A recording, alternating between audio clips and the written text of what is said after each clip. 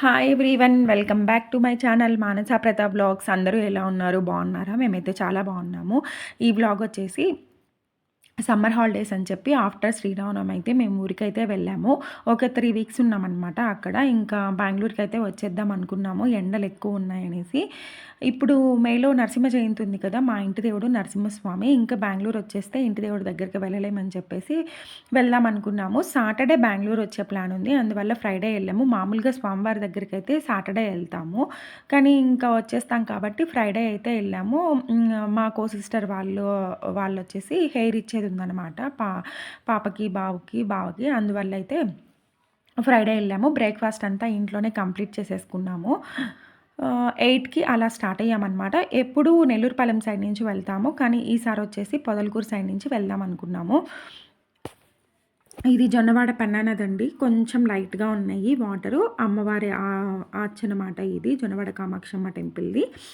ఇది నరసింహకొండ, మా ఊరు పక్కనే ఉంటుందన్నమాట. ఇది కూడా నరసింహస్వామిదే, కానీ చాలా బాగుంటుంది. కొండ మీద ఉంటుంది, చాలా పెద్ద విగ్రహం ఉంటుంది. ఇంకా పొదిలికూరు రోడ్ అంతా గ్రీనరీగా ఎల్లోగా చాలా బాగుండిందనమాట. 10:30కి అలా రీచ్ అయ్యాము పెంచులకోనకైతే. ఈ టెంపుల్ అయితే చాలా ఫేమస్ టెంపుల్. అంతకుముందు అంత డెవలప్ లేదంట, అందరూ చెట్ల కింద పడుకొని అప్పట్లో అలా ఉండేదంట.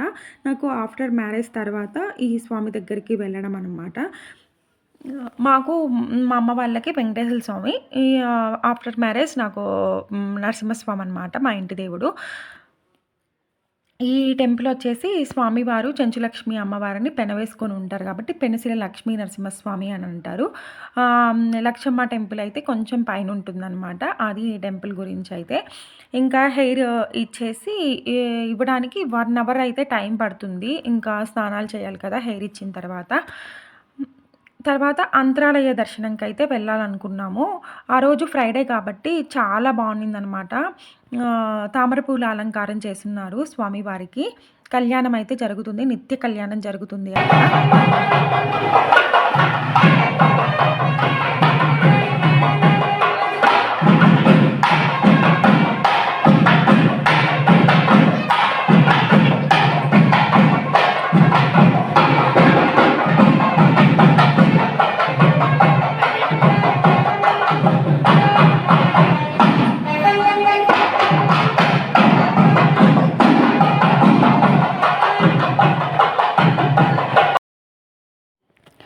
ఇక్కడ నిత్య కళ్యాణం అయితే జరుగుతుంది. మాకు దర్శనం అయితే కంప్లీట్ అయిపోయింది. అంతరాలయ దర్శనంకి వెళ్ళాం కాబట్టి స్వామివారిని అయితే బాగా దర్శించుకున్నాము. దగ్గర నుంచి తామర పూల అలంకారం అయితే చేసున్నారు.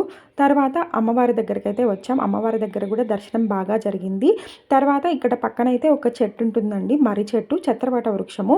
అది గొడుగు ఆకారంలో ఉంటుంది కాబట్టి ఆ పేరుతో పిలుస్తారని అక్కడైతే మెన్షన్ చేస్తున్నారు ఒక బోర్డు మీద. ఇక్కడ టెంకాయ కొట్టేసి కర్పూరం అయితే వెలిగించేసేసాము. చూడండి, చెట్టు గొడుగు ఆకారంలో ఉంటుందట. స్వామివారికి ప్రతిరూపంగా అయితే ఈ చెట్టు ఉంటుంది అని చెప్పి అక్కడ బోర్డు మీద అయితే ఉంది. తర్వాత ఇక్కడ ఇల్లు కట్టుకోవాలనుకునే వాళ్ళైతే ఇలా రాళ్ళు అయితే నిలబెడతారు. అలా నిలబెడితే మనం ఇల్లు కట్టుకుంటామని ఒక నమ్మకము. ఇక్కడ అమ్మవారి దగ్గర వారపడి ముడుపులు అయితే కడతారనమాట. ఇదండి, ఈ బోర్డు మీద అయితే మెన్షన్ చేస్తున్నారు. తర్వాత అయితే ఇంకా ఆంజనేయ స్వామి దర్శనం చేసుకుందామని చెప్పి వెళ్ళాము. ఆంజనేయ స్వామి దర్శనం అంతా కంప్లీట్ అయిపోయిన తర్వాత ఇక్కడ టెంకాయ అయితే ధ్వజస్తంభం దగ్గర అయితే కొడతారు. లోపలైతే ఎక్కడ కొట్టనివ్వరు.